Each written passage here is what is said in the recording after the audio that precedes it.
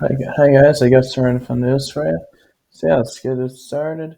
First off, Lions wide receiver Jameson Williams is facing a two-game suspension for violating the NFL's performance enhancing substances policy. So he's out the next two games. Got suspended last year for 4 games. So yeah, he's seen suspensions. Seems like his rookie year, he missed part of it because torn ACL from the national championship game in college. Last year, he gets suspended. This year, he gets suspended. He guess he just doesn't want to play every single game of the season. The Raiders QB Aiden O'Connell now is expected to miss 4 to 6 weeks with a broken thumb. The Raiders are also signing quarterback Desmond Ridder out the Cardinals practice squad. The former Falcons starter is starting to join Gardner Minshew in the Raiders QB room with O'Connell most likely headed to IR. So he's out at least 4 weeks. So yeah. The 49ers head coach Kyle Shanahan told reporters that he'd be surprised CMC would be right to be able to play Sunday night versus the Cowboys, but he added that San Fran's star running back could be back after the bye on November 10th versus the Buccaneers. Then the wide receiver Deebo Samuel has been hospitalized due to pneumonia and fluid in his lungs. Hopefully everything's okay with him. I've had pneumonia twice and it sucks. And there's also no timeline on his return. The other wide receiver, Brandon Ayuk, has suffered torn ACL and MCL. There may be other damage as well, but no matter what, his season's over. So yeah, he just got big paydays off season. It's a good thing he did. But this is part of the reason why some players want new contracts before they play. Because like if he played this season before getting a new contract and this injury still happened, he would be getting less money. So yeah, then veteran wide receiver Marquez Valdez-Scantling has agreed to terms with the Saints. He just got released by the Bills recently, former Chiefs and Packers wide receiver. Yeah, the Bills released him once they traded for Cooper and made him on the roster. So now he's on the Saints. And now Commanders head coach Stan Quinn has said quarterback Jayden Daniels will be considered week to week with his rib injury.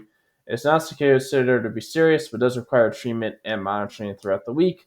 Status against the Bears is up in the air. We'll see how they do.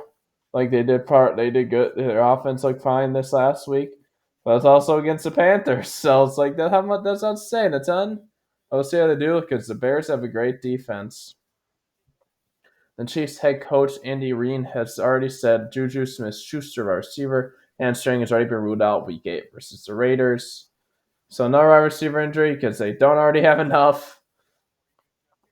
And then MRI has revealed that Browns QB Deshaun Watson, his Achilles is in fact ruptured as expected, and his season is over.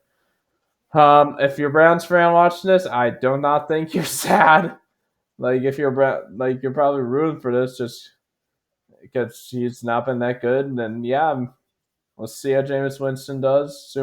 Assuming that'll be your starter going forward. We'll see because he was their third emergency quarterback this last week, and Dorian Thompson-Robinson was your backup. So we'll see how that goes.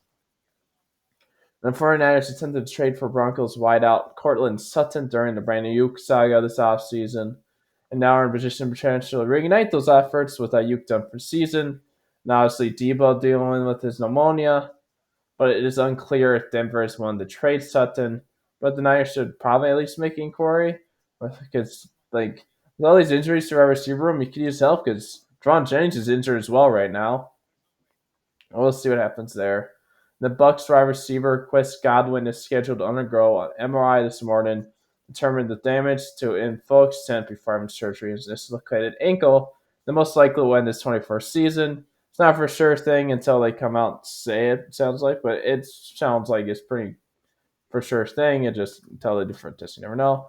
He is expected to make full recovery for 2025 when he is a free agent. So we'll see if he ends up leaving that season or he comes back to stays with Bucks. The Browns are signing quarterback Bailey Zappi at the Chiefs practice squad. The former Patriots starter joins the Cleveland QB room with Jameis Winston. So yeah, Zappi was not good in New England, but at least okay backup. Whoops, I asked and I did that one twice. And the Week 9 game between the Colts and Vikings has been flexed to Sunday Night Football at 20 p.m. Eastern Time on Sunday, November 3rd. Excuse me, sorry. will be broadcast on NBC. So now the Vikings have back-to-back primetime games because this week they play on Thursday night against the Rams. So yeah, Vikings got their first loss this week against a good Lions team. Then the Week 9 game between the Jags and Eagles has been flexed to 4:05 Eastern Time on Sunday, November 3rd, and broadcasted on CBS.